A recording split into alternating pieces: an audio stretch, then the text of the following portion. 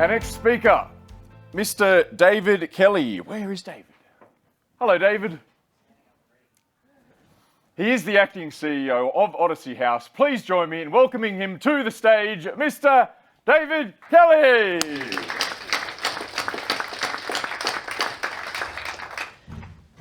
Thank you, Nick. Thanks very much. I think we all need a hype man in our lives like Nick. David Kelly. I'd like to get that in the mornings when I come down for breakfast. David Kelly's here. All right, welcome everyone. I'm just here to welcome everyone to the conference. I just wanted to also acknowledge that we're meeting on Gadigal land here. Thank you to Brendan, who's still having a yarn out in the hallway, for welcoming us to country. I want to acknowledge I've come down from Darkinjung land last night, and we're meeting on Gadigal land here today. So as Nick said, I'm David Kelly. I'm the acting CEO of Odyssey New South Wales, in partnership with Billamugi, based around Dubbo and central western New South Wales, the Buttery, based around mid-north coast and northern New South Wales, and Karalaika, based around Murrumbidgee, ACT and southern New South Wales. We're the four partners who are supporting the CDAT groups. You guys do the work. The CDATs do the work, but the four organisations are here to support you to do your CDAT work. So on behalf of the four organisations, I'm here to welcome you today. Last year, I also did the welcome. I had a look at my, I didn't realise it was filmed, but I had a look at it last night. It was a bit long and boring, but most of what I spoke about was trying to respond and deliver CDAT programs through COVID. And this year, fortunately, I don't have to talk about that. This year, the purpose of the conference is to celebrate all the amazing things that the CDAT groups around the state have been able to do. This year, the purpose of the conference is to come together, to celebrate our wins, to learn with and from each other. CDAT, as Matt said, is one of the key pillars of the AOD sector in New South Wales. The CDAT program was actually formed as a result of the Drug Summit in 1999, and it's been around nearly 25 years. The CDAT program, in my opinion, forms a really unique part of the AOD sector. There's a lot of money spent on treatment for people for whom the wheels have already fallen off. There's a lot of money spent on things like law enforcement and those sorts of things.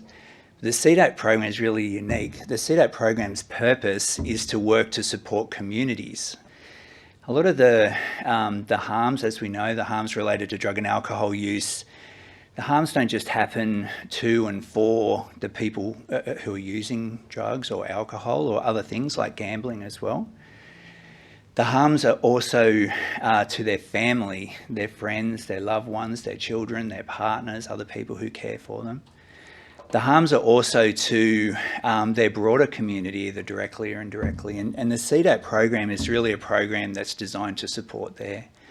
The CDAT program is really a program that's designed to prevent as much as possible harms before they happen. That's why such a big part of the CDAT's focus is on youth and young people in school. I was really happy to hear Matt talking about some of the work that's being done in the ministry. I really feel like there's an opportunity with the response to the Special Commission into the drug ICE to really look at a whole of community response to drugs and alcohol.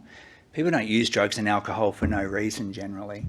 And we need to be working more closely with the Department of Education, as Matt said. We need to be working more closely with DCJ and looking at homelessness and communities and family breakdown and attachment and those sorts of things. These are some of the things that lead to drug and alcohol addiction. If we want to mitigate the harms related to drug and alcohol, we need to all be working together to do that. And again, as Matt said, that's one of the key roles that CDATs can play. The goal of CDAT is to be local people identifying and working to solve local issues in a local way. The CDAT members are the ones who know what's going on in their local community, what's going on with their young people in their community. The CDATs are the ones who are able to speak with the voice of the community to government. And I know, because I speak to the ministry all the time, the ministry is listening to your voice.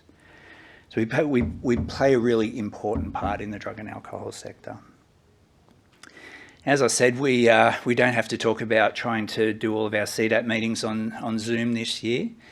Over the last 2 years, the CDAT, the numbers of CDAT groups, and some of the groups were around but just a bit quiet, but the number of CDAT groups have gone from around 20 groups to around 70 groups in the last 2 years.